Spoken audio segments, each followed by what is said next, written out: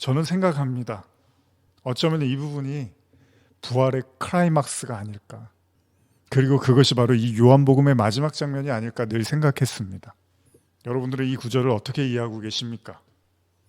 왜 예수님은 베드로를 다시 부르시고 3번이나 동일한 질문을 하셨을까요? 우리는 이미 이것에 대한 답을 어느 정도 가지고 있습니다. 그리고 그 대표적인 답이 뭐죠? 바로 용서입니다. 그런데도 굳이 예수님이 질문을 던지십니다. 내가 나를 사랑하느냐? 3번이나요. 왜 베드로에게 물으셨을까요? 인간의 원죄인 선악과 사건에서 아담은 하와가 준 선악과를 먹고 하나님의 낯을 피하여 동산에서 숨습니다. 하나님은 아담을 부르십니다. 어디 있느냐 아담아? 아담은 벌거벗음의 두려움 때문에 선악과를 먹은 것을 실토를 합니다. 하나님은 아담에게 다시 묻습니다. 창세기 3장 11절에서 12절입니다. 가라사대 누가 너의 벗었음을 내게 고하였느냐? 내가 너더러 먹지 말라 명한 그 나무 실과를 내가 먹었느냐? 아담이 가로되 하나님이 주셔서 나와 함께 하게 하신 여자 그가 그 나무 실과를 내게 줌으로 내가 먹었나이다. 여러분, 아담은 말합니다. 하나님이 주셔서 나와 함께 있게 한 여자가 나에게 주었습니다. 자, 아담은 자신의 범죄의 원인을 하와, 그리고 나아가서는 그 하와를 주신 하나님으로부터 찾기를 원합니다. 아담은 자신에게 닥친 이 모든 불행의 출발이요 하나님 때문이라는 생각을 했는지도 모릅니다. 다시 말하면 왜 하나님 하와를 나에게 주셨어요? 그렇지 않았으면 이런 불행은 결코 없었을 것입니다.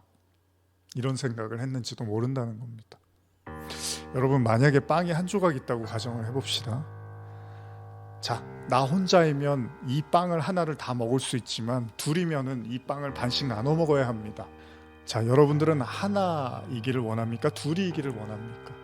그럼 이런 말씀을 하시는 분들이 계시죠. 그럼 빵 2개를 만들면 2개가 있으면 되지 않나요? 물론 이렇게도 말씀하실 수 있습니다. 그러나 상황은 똑같습니다. 나 혼자 2개를 먹을 것인가 아니면 하나씩 나눠 먹을 건가? 무슨 이야기입니까? 분명히 둘은 혼자일 때보다 포기해야 되는 것들이 생길지도 모릅니다. 그렇다고 해서 저와 여러분들이 혼자 존재하는 걸 선택할까요? 선악과를 먹은 아담이 이 모든 불행이 하나님께서 자신 혼자만 에덴에 두셨으면 됐었을 일을 하와라는 다른 사람을 두심으로 생긴 일이라는 생각을 한다라는 거예요. 그런데 분명히 하나님은 하와를 만드시기 전에 말씀을 하셨잖아요. 창세기 2장 18절입니다. 여호와 하나님이 이르시되 사람이 혼자 사는 것이 좋지 아니하니 내가 그를 위하여 돕는 배필을 지으리라 하시니라.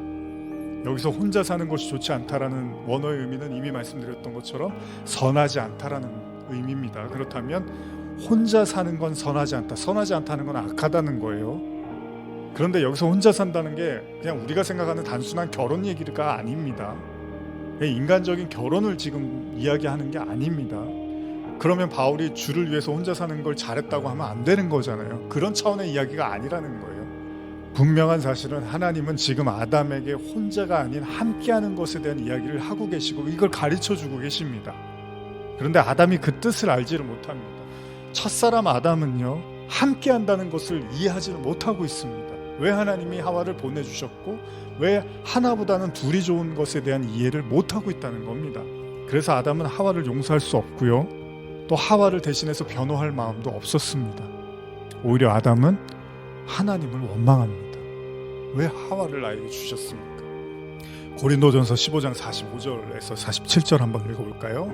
기록된 바 첫사람 아담은 생령이 되었다 함과 같이 마지막 아담은 살려주는 영이 되었나니 그러나 먼저는 신령한 사람이 아니요 육의 사람이요 그 다음에 신령한 사람이니라. 첫사람은 땅에서 났으니 흙에 속한 자이거니와 둘째 사람은 하늘에서 나셨느니라. 이해를 돕기 위해서 45절의 말씀을 현대어 성경으로 제가 읽어드리면 성경에 기록된 대로 첫사람 아담은 인간의 몸을 받아놨지만 마지막 아담인 그리스도께서는 생명을 주는 영적인 분이십니다. 다시 말하면 첫사람 아담은 17절의 말씀처럼 땅에서 난 존재이지만 마지막 아담 즉 예수 그리스도께서는 하늘의 존재 즉 살리는 영을 가진 즉 생명을 줄 수 있는 존재라고 이야기하고 있다는 겁니다. 이것을 쉽게 오늘의 본문의 관점에서 말씀을 드린다면 첫사람 아담은 누군가와 함께할 수 없는, 다시 말하면 누군가를 사랑할 수 없는 자로 비춰지고 있다는 겁니다.